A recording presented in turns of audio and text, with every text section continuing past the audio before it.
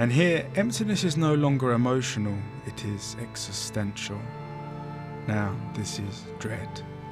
Not fear of something, but the confrontation between human consciousness and the unreasonable silence of the universe and that all-penetrating question, why? If you stare into the abyss long enough, the abyss stares into you. We have heard these words before, haven't we? But what it doesn't say is that when you stare at the face of emptiness for long and hard enough, something strange happens. It doesn't stay empty. I want to die. I want to die. I want to die. John had always been deeply ambivalent towards living. Yet he continued out of a sheer stubborn restlessness. You see, all his life there had been a subtle, unspoken language. Not written, but something he could feel but never name. He read it in the glow of digital timetables, heard it in the passing of trains. It whispered to him in the pharmacy queues he was subjected to, in the cold air the world was set upon. He saw it in the eyes of the apathetic. It was the secret meditation of his heart. And when he sat in silence, it remained the cosmic microwave background of his very soul. But what was it? Emptiness. A word that failed to capture its diameter. A complete absence, perhaps the place we all came from, and where we shall all one day return. Where are we going? And do we not perish like an autumn leaf under the weight of mortality? No matter how hard John tried, this feeling wasn't something that came and went. It was the scaffolding underneath all things. And like a child asking one question after another to the false omniscience of a parent, that ever-persistent why. A singular syllable, simple in its devastation. And if we are honest, do we really know? In this video, we will go from pixelated obscurity to terrifying clarity.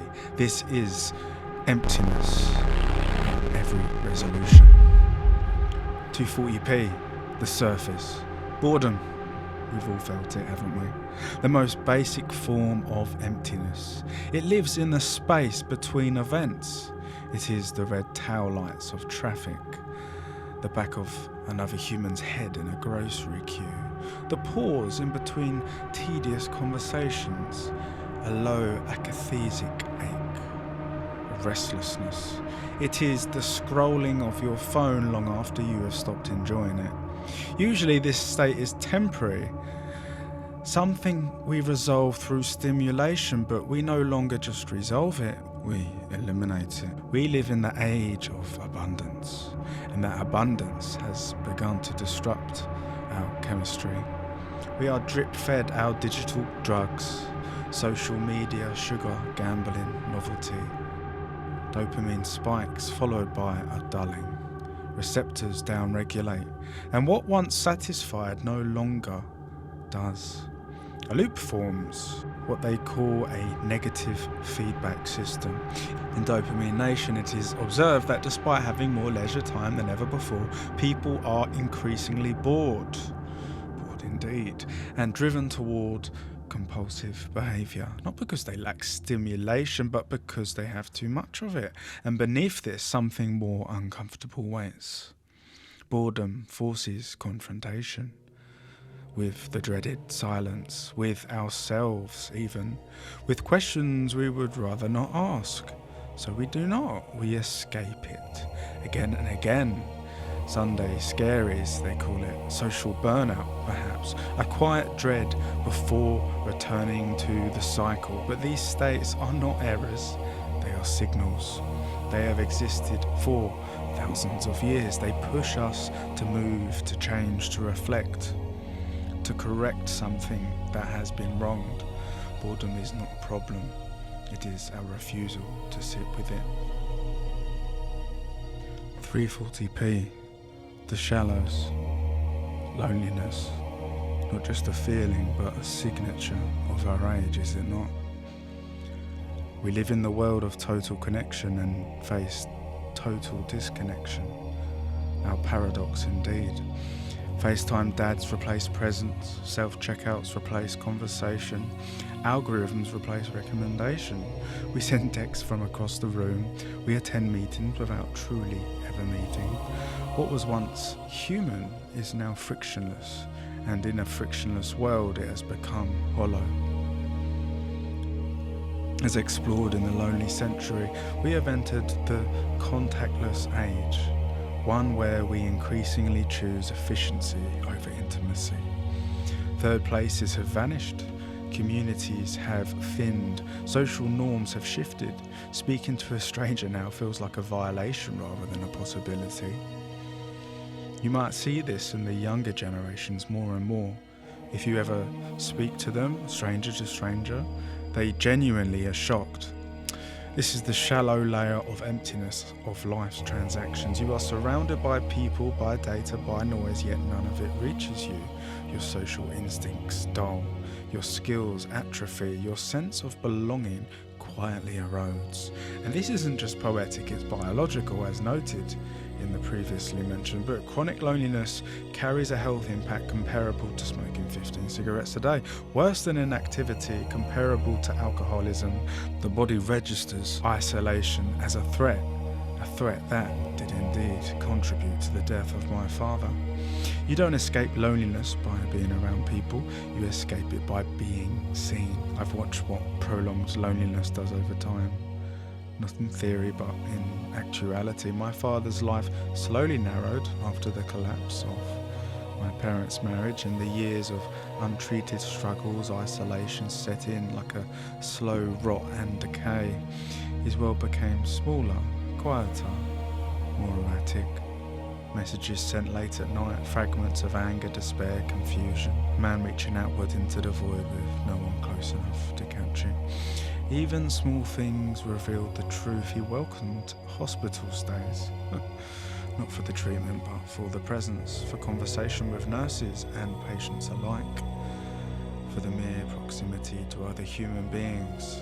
Of course his sons visited him, but the visits were never long enough. That's the part people miss, you see. No matter how introverted, we are all wired for connection. Remove someone from the tribe and something fundamental begins to break down. But not all emptiness here is pathological. Grief too belongs in the shallows. When something real is lost, a person, a relationship, a life path, an entire future that collapses under the weight of a broken romantic relationship even. It leaves an absence that feels identical to emptiness because it is a hollowing out, so your emotional architecture reflects this. But this is not just dysfunction, it is a response. It is the psyche registering something meaningful has gone. Unlike the manufactured loneliness of the modern life, grief has direction. It moves, it resolves. The danger is when the two become indistinguishable. When society, built on disconnection, produces a permanent state that begins to feel like loss, but without end. This is the shallows, not the absence of people, but the absence of presence. 720p, the deep. Now we tread darker waters, and we should go on reverently. This is the 5th level of emptiness. And here, emptiness is no longer emotional, it is existential. Now, this is dread. Not fear of something, but the confrontation between human consciousness and the unreasonable silence of the universe and that all-penetrating question, why? The curiosity, but as a fundamental fraction. This isn't really dinner time polite conversation. Most avoid this question at all costs, and for good reason. Because this is the foundation all other frameworks rest upon. If you pull the card at the bottom of the pyramid, all others tumble. And to question it, it risks the collapse of your framework. Existential dread emerges when one begins to see clearly. We are specks on a rock, orbiting a star that will one day expand and consume us. It does not take long to visit these depths. The universe does not care, they say. It does not register our existence, they cry. It does not validate our suffering. And in that realization, distinctions begin to dissolve, definitions fade. Man, animal, stone, what is it but matter? Equal in value or equally without it. No inherent narrative, for they have abandoned narratives. No ordained meaning, just existence. And then, what men fear, the void. Not metaphor, but the confrontation with absolute absence. We used to look to the stars as children. Imagine if nothing was made, then nothing would be nothing. And in nothingness would be more nothingness. Our minds would melt under such hypotheses.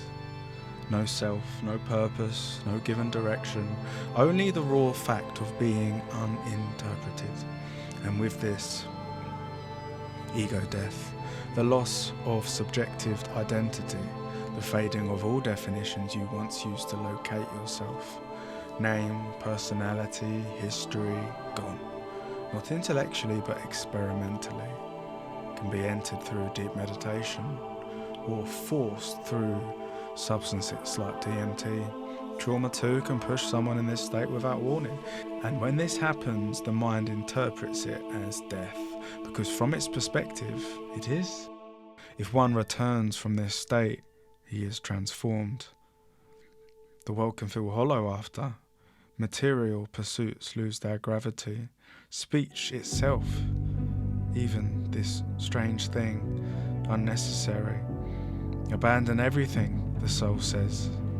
Others try to reconstruct meaning from the ground up. Many fail to integrate it at all. This is the deep, not sadness, not pathology, but the edge of existence itself, where the question remains unanswered and the silence does not break.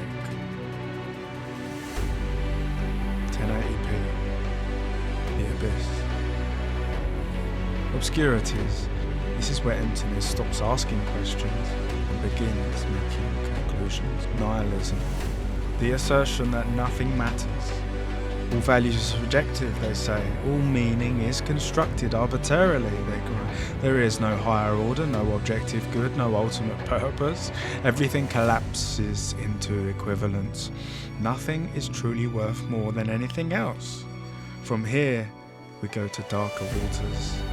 The meat suit theory, the reduction of the human being to pure biology. A machine of flesh, chemistry, electrical signals. Nothing more than what your chemistry breeds inside your brain. No soul, no spark, no interiority beyond process, just inputs and outputs. Nihilism taken to its logical extreme. Because if this is true, then is morality optional? Meaning is illusion.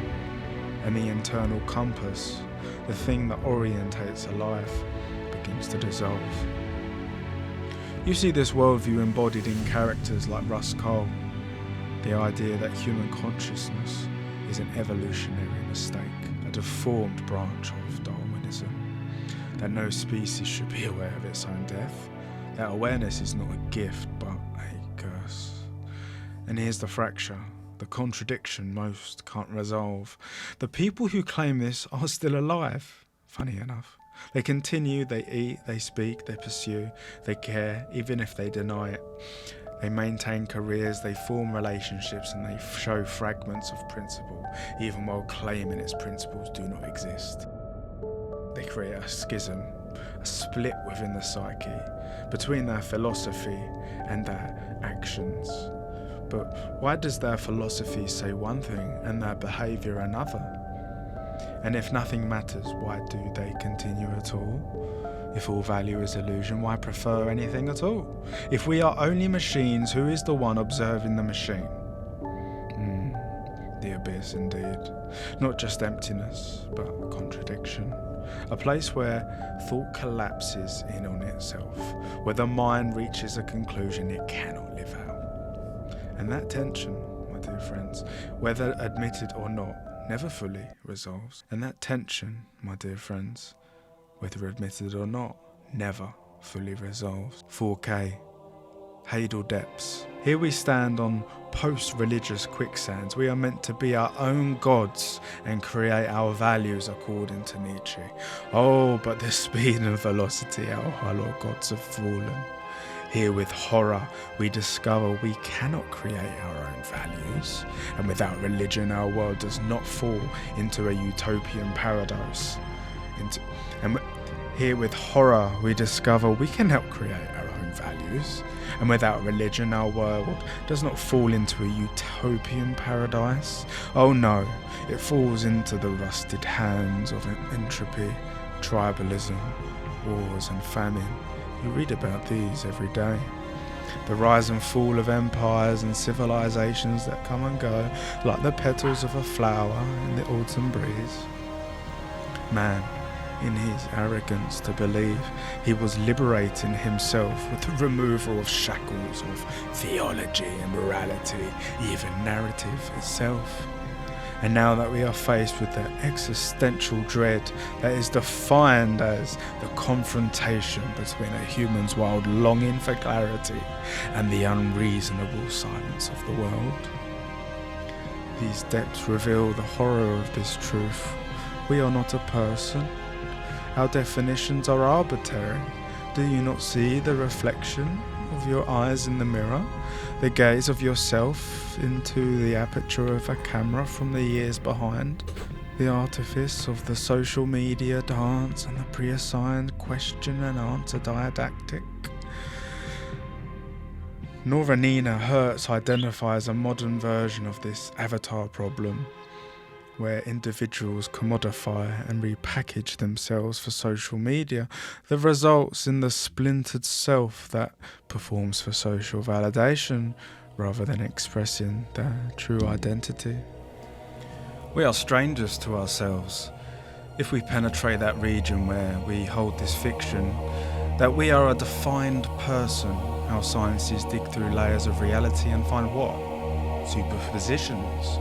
Black holes inside of black holes, the influx of our cellular reinvention that produces a different organism every 7 years. We find ourselves without reason and purpose, and we are rendered into more and more radical capture of institutions that ultimately use our despair for their own purposes. We are lost in oceanic trenches of conspiracies that are concluded delusions, and then in 6 months they are vindicated as truth.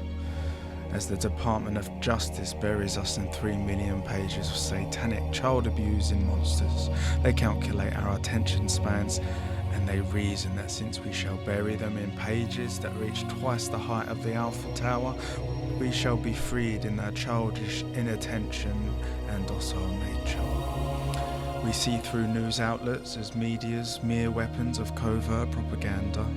We see individual journalists now merely led by unconscious bias and ideological capture or tainted by financial incentives.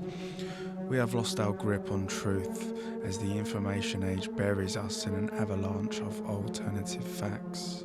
What do we conclude from our age? That we are simply an object orbiting the abyssal spiral in descent, and our lives are transient meat suits, evolutionary errors that we were never meant to be able to analyse their own deaths and future generations' fate. 8K, beyond the veil and the great emptiness. Here we tread on ancient ground. We move beyond nihilism and the cold vacuum of the universe. Here we face something far more unsettling. Sunyata. This is not nothingness in the way that the West understands it.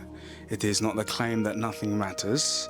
It is the claim that nothing exists independently, that all things are empty of a permanent fixed self. At this level of resolution, everything dissolves not into absence but into interconnection. Forms arise, persist and fade, and nothing stands alone. Nothing is self-contained, and nothing is what appears to be in isolation. Here we stare so deeply into the abyss that it inverts. Darkness becomes clarity, emptiness becomes fullness. The void is no longer a lack, but the condition for everything to appear at all. Here, nihilism collapses under its own limitation, because it still assumes that there should be something solid to lose. Sunyata reveals that there never was. Here our ego boundaries begin to fade, not destroyed but seen through. The self becomes difficult to locate, hard to define, a process rather than a thing, a pattern rather than an entity. That only by passing through nihilism can one arrive here. And so the tone shifts, not into comfort but something stranger, a fusion of terror and clarity, perhaps. Because what dissolves here is not just meaning, but the one who demanded it. We no longer stand outside the abyss, but inhabit it, and from within, we look outwards. Here, compulsions begin to loosen. The endless chain of desires and mechanical repetitions of identity, not because they are suppressed, but because they are seen for what they truly are.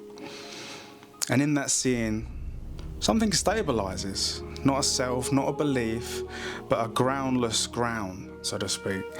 The final inversion. You were never a fixed being trapped in a void. You were the void, appearing as a being. And here, beyond the veil, nothing is held, nothing is fixed. Nothing is separate, and yet everything is.